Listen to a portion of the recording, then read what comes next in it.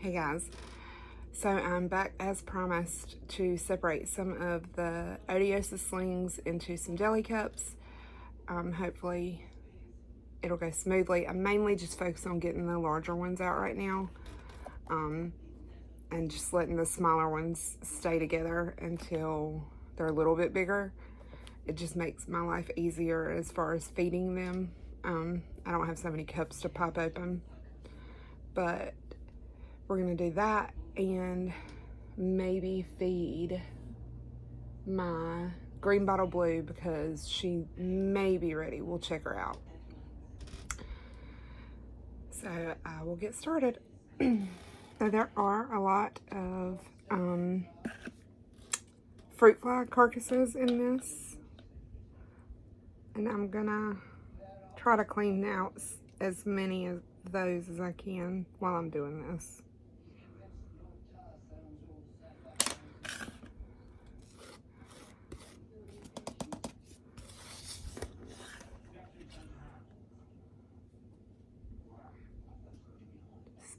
Nasty.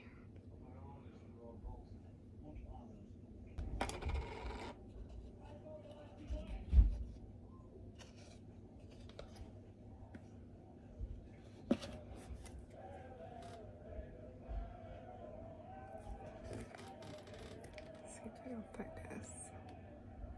So he's a pretty good size. He's ready to come out. And I'll feed and water them all after I'm done. And some of this I may go ahead and like speed through because it is just tedious and repetitive. But some of these guys are really big.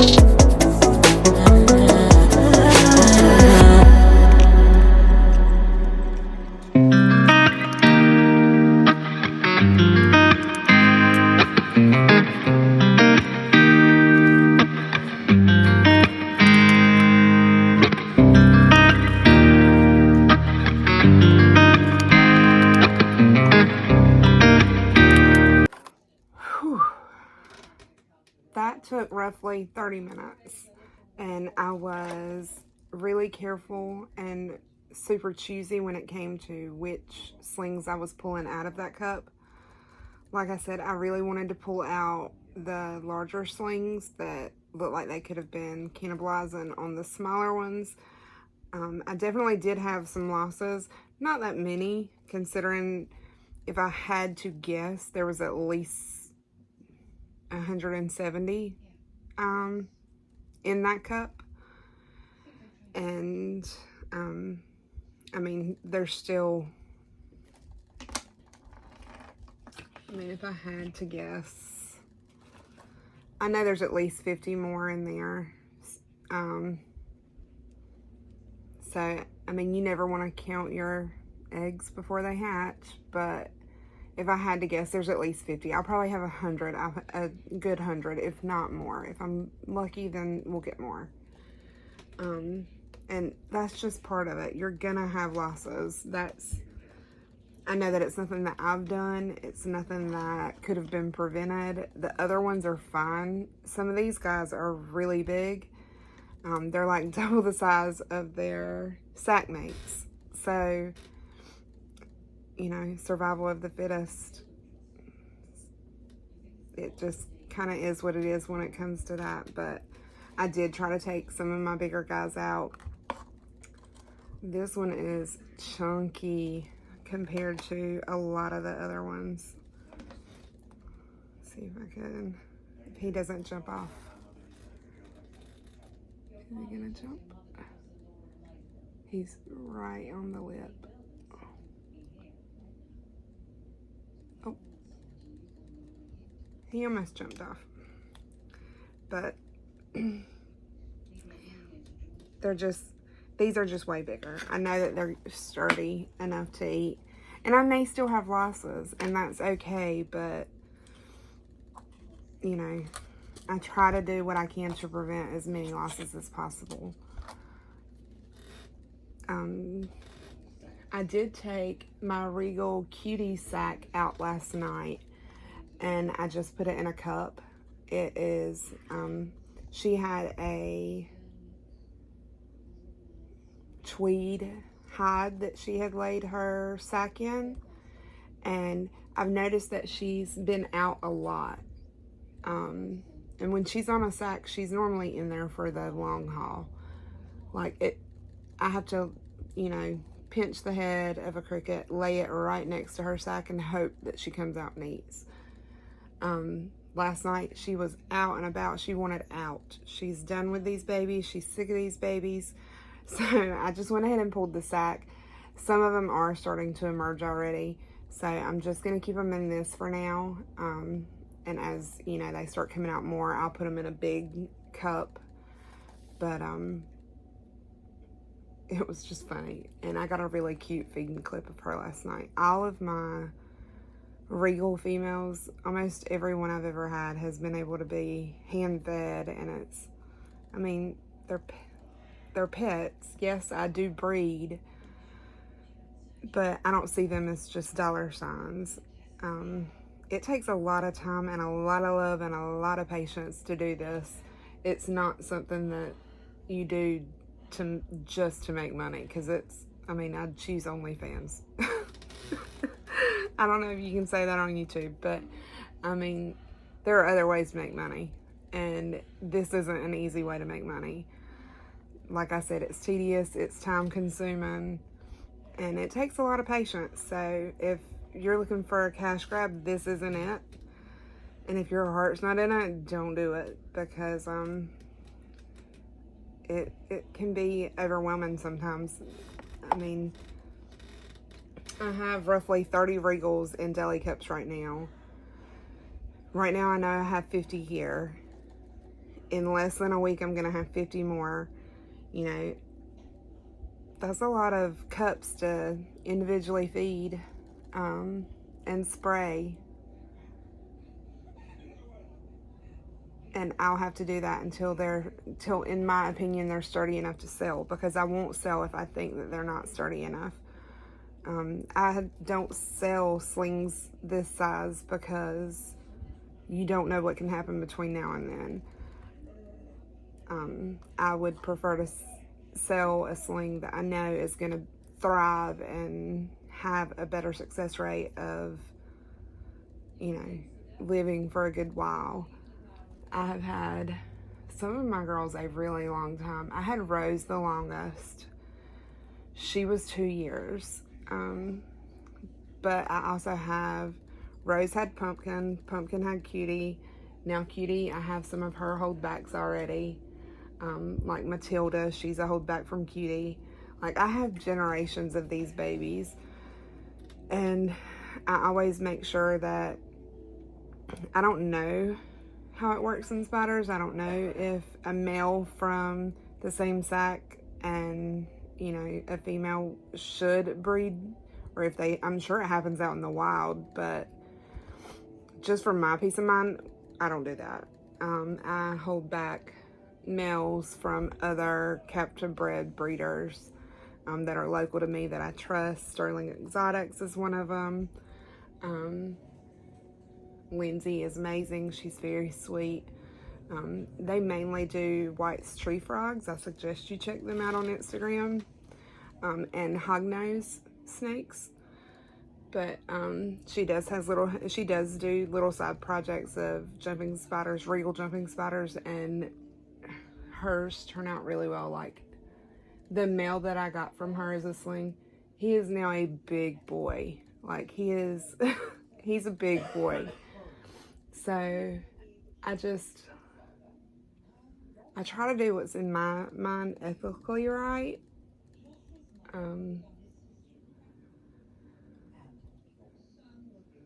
But then that gets into a whole nother, should you keep spiders and all that. To each their own. Do you, boo. But anyway, on to the next. Now that these guys have been separated, I'm going to feed and water them really quickly. I probably won't even film it. But I will pop back on and show you guys some of the little nests. And we're going to check out Lumi, my green bottle blue tarantula, and see if she'll eat for us. I hope that, her fangs have darkened up enough because she's been coming out more. So I think that she's ready to eat. But it all depends on how her fangs look. And now I'm popping in little Q-tips of water for all the slings that I put in. But the very first one that I popped a Q-tip into, it's funny because he already has his little meal. And this is kind of the perks of going ahead and separating them, is that they don't have to fight for their food. So he's gonna bulk up, which he already pretty much has, but there's one eating. There's another one. So these are the benefits of going ahead and separating these guys. There's another one. There's another one. They're all pretty much eating now. Let's see if we can get this to focus. Yeah. So they don't have to fight for their food. So you know that they're going to be sturdy and they'll do really good. There's another one. I mean, they're all going for it. There's one, but you can't see it. Yeah, they're all getting their meals. So that makes me really happy. And in comparison, there's the fruit fly next to that guy. And he's already eaten one, so they take prey much larger than themselves at this size.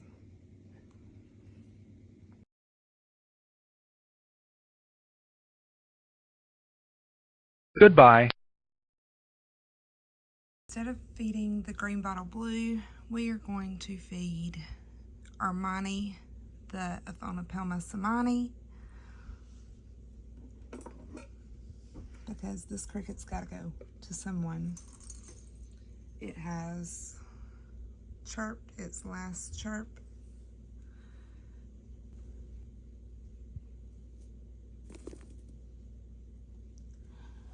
OMG.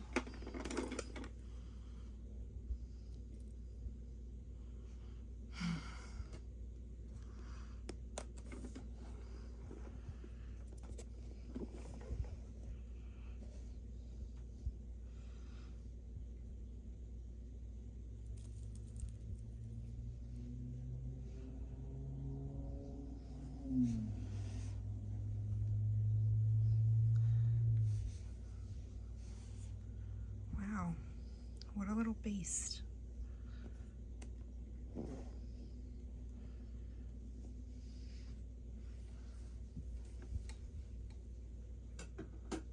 Hey guys, I just realized I lost my outro, but I really want to say thank you for any and all of your support.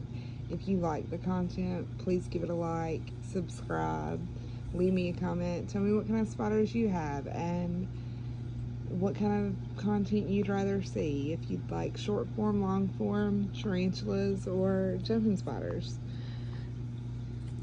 I will see you guys next time. Take care.